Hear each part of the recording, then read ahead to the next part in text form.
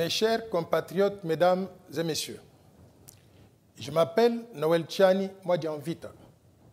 Je déclare officiellement ma candidature à la présidence de la République démocratique du Congo. La RDC est malade et victime depuis trop longtemps de nombreux malheurs et fléaux, tels que l'insécurité généralisée, les violences, les rébellions meurtrières, le tribalisme, le népotisme, la corruption endémique, le détournement des fonds publics, la prédation des ressources naturelles, les vols systématiques des biens de l'État, les massacres des innocents, les viols des femmes, l'impunité, l'injustice et les violations massives des droits humains. Malgré l'abondance des ressources naturelles, la RDC est l'un des pays les moins développés du monde avec un système de gouvernance tellement pourri que 85% des revenus des ressources naturelles n'entrent pas dans le budget national, mais plutôt dans les poches des individus. Chaque année, la RDC perd 10 milliards de dollars et 15 milliards de dollars américains sous forme de fraude fiscale et de détournement des fonds publics. Cette hémorragie prive le pays des ressources importantes pour financer le développement et payer correctement les fonctionnaires de l'État, les militaires, les policiers, les agents des services de sécurité, les médecins, les infirmières, les professeurs, les enseignants et les étudiants sous forme de bourses d'études. Par conséquent, plus de 90% de nos compatriotes vivent sans eau potable, ni électricité, ni moyens de télécommunication. Le pays est incapable de nous offrir un système éducatif et sanitaire ainsi que des infrastructures de base dignes de son nom. La croissance économique sur papier n'est ni inclusive ni palpable et surtout, elle ne profite pas à la grande majorité de notre population qui vit dans des conditions très précaires. Le chômage avoisine 85% de la population active et constitue la cause principale de la pauvreté qui touche 90% de notre population. La pauvreté extrême fait que l'espérance de vie à la naissance n'est que de 50 ans en RDC contre, par exemple, 83 ans aux États-Unis d'Amérique et 90 ans à Monaco. Aujourd'hui, la RDC est à la croisée des chemins. Elle a besoin de tourner la page pour redevenir un pays normal. Chers compatriotes, mesdames et messieurs, pour sortir notre pays de cette situation catastrophique, je propose une stratégie de développement cohérente dénommée le Plan Marshall de Noël Tchani pour la reconstruction et le développement de la République démocratique du Congo. Ce plan permettrait d'accélérer le développement économique et social et de créer des emplois et des opportunités pour tous les Congolais et pour toutes les Congolaises. Mon plan s'articule autour de 12 piliers fondamentaux suivants. 1. Promouvoir la paix, la sécurité, l'état de droit et la démocratie, notamment en réformant l'armée, la police, les services de sécurité, la justice et les institutions d'appui à la démocratie et à la réconciliation nationale. 2. Promouvoir la bonne gouvernance et l'utilisation efficiente des ressources publiques.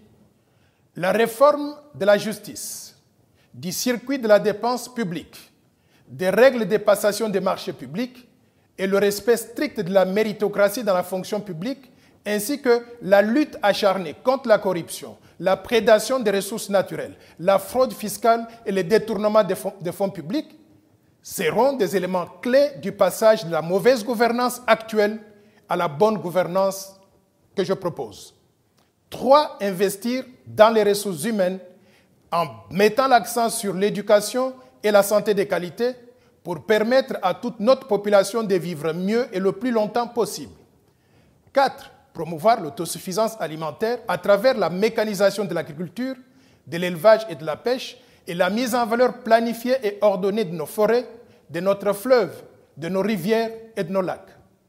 5. Promouvoir l'émergence de la finance nationale en réformant la Banque centrale, la monnaie nationale pour mettre fin à la dollarisation et en restructurant le système financier pour le rendre plus congolais, diversifié et à même de répondre aux besoins de développement du pays, du secteur privé et public et de la population tout entière.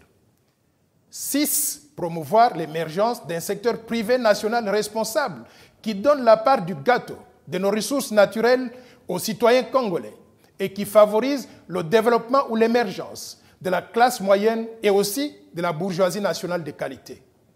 7. Favoriser la réalisation de grands travaux d'infrastructures à haute intensité de main-d'œuvre, comprenant entre autres les routes, les autoroutes, les chemins de fer, les écoles publiques, les hôpitaux publics, et aussi favoriser la construction de 240 villes modernes à travers tout le pays qui seraient équipées de la même façon des infrastructures telles que l'eau, l'électricité, les télécommunications, les centres de récréation, les centres commerciaux, les services administratifs, les quartiers résidentiels, les champs d'exploitation industrielle, agricole, d'élevage et de pêche, et j'en passe.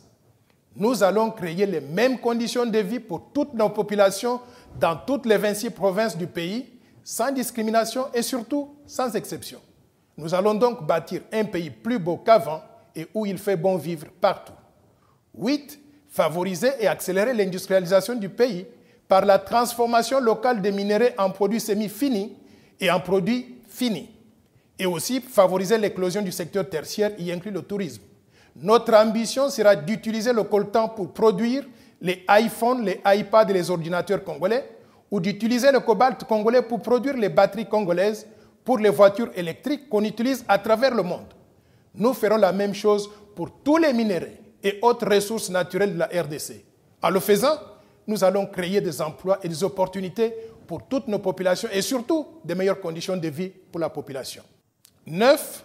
Protéger l'environnement pour la santé et la survie de notre population. Tout projet de création d'industrie ou de construction d'infrastructures devra être précédé par une étude de l'impact environnemental.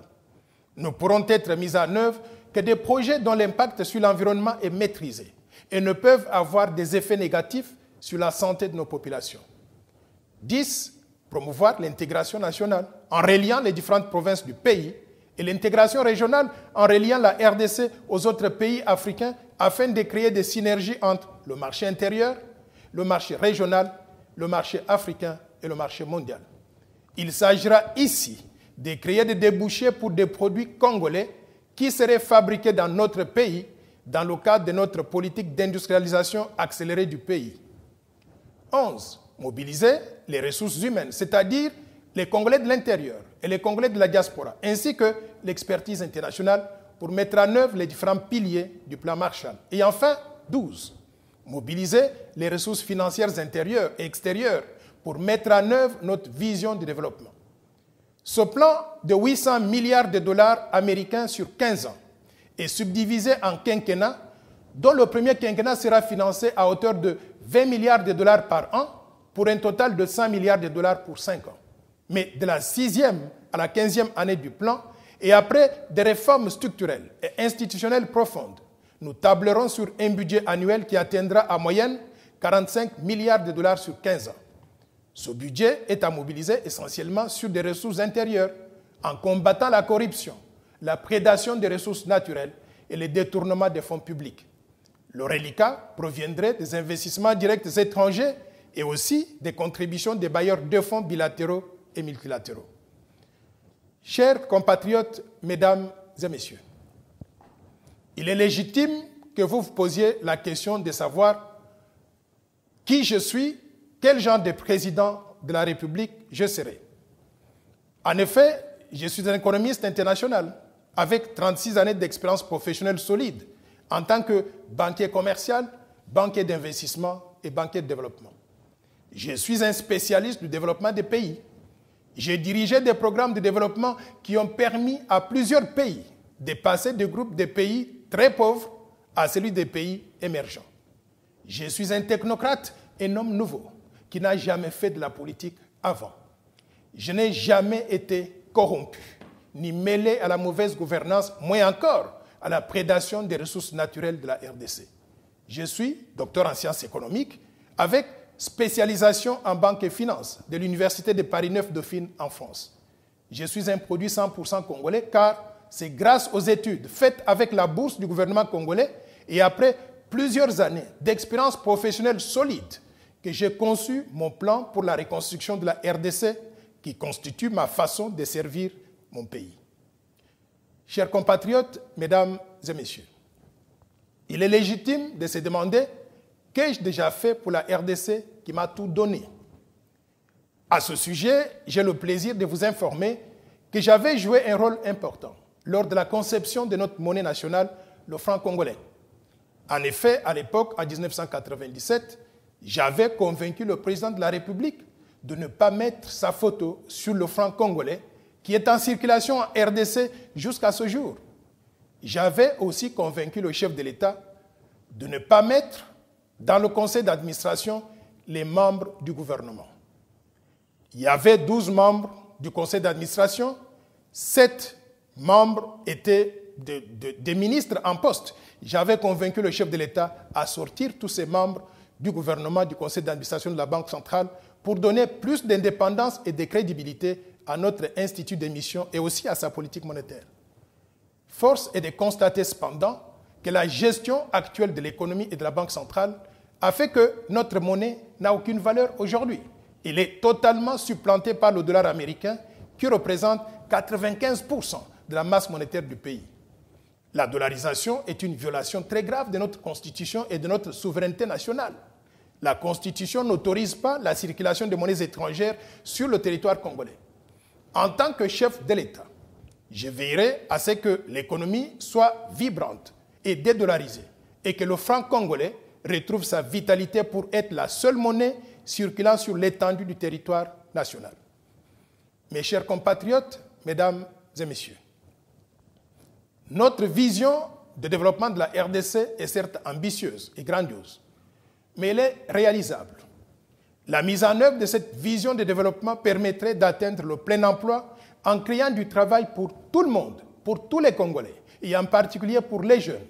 Et aussi, la mise en œuvre de cette vision permettrait d'améliorer le standard de vie de la population ou le PIB par habitant qui passerait de $800 aujourd'hui à au moins $15 000 en l'espace de 15 ans. Nous allons améliorer considérablement le social et le bien-être de la population congolaise. Mais pour atteindre ce niveau de développement accéléré sans précédent, la RDC a besoin d'une rupture et d'un changement profond qui ne viendront pas en remplaçant simplement Joseph Kabila par l'un ou l'autre de ses actuels ou anciens collaborateurs qui doivent assumer avec lui la responsabilité de leur échec commun. Le changement positif viendra avec de nouveaux leaders ayant un idéal et une vision de développement du pays. Et par nouveaux leaders, j'entends des personnes propres et intègres qui n'ont jamais participé aux assassinats, à la corruption, au pillage des ressources naturelles, au détournement des fonds publics, à la mauvaise gouvernance, à la destruction de l'image de marque de notre pays, au vagabondage politique, à la trahison du pays, aux violations flagrantes de la Constitution et des lois du pays, et aussi aux rébellions et aux massacres des innocents. Mesdames et messieurs, mes chers compatriotes, j'ai cette force à moi, cette volonté et cette détermination de servir la République démocratique du Congo. C'est au-delà de mots. C'est une conviction profonde que j'ai. Nous devons restaurer la République des valeurs telles que l'intégrité, le bien-être collectif, les droits humains, la méritocratie, l'égalité des chances pour tous, le travail, la justice, la solidarité, l'amour du prochain, l'amour du pays, l'éducation citoyenne, le respect des biens publics et le respect de la Constitution et des lois du pays. Ce sont ces valeurs-là qui sont porteuses d'espoir et que nous mettrons en avant pour réhabiliter notre pays. J'appelle toutes les Congolaises et tous les Congolais à se rassembler derrière cette vision de développement salvatrice pour notre pays. J'invite tout le monde à un sursaut national pour remettre la RDC sur le bon chemin. Mesdames et messieurs, mes chers compatriotes congolaises, congolais, quel est le sens vraiment de ma candidature à la présidence de la République démocratique du Congo? Nous voulons tourner la page des rébellions, des massacres, de la corruption endémique, des détournements des fonds publics, de la mauvaise gouvernance, du mépris des Congolais par les gouvernants et surtout de l'humiliation du peuple congolais et de la mainmise des étrangers sur les citoyens congolais devenus esclaves sur le sol de leurs ancêtres. Nous voulons passer de la vieille classe politique à une nouvelle génération de leaders qui sont prêts à travailler ensemble pour le bien de la RDC et surtout de notre peuple.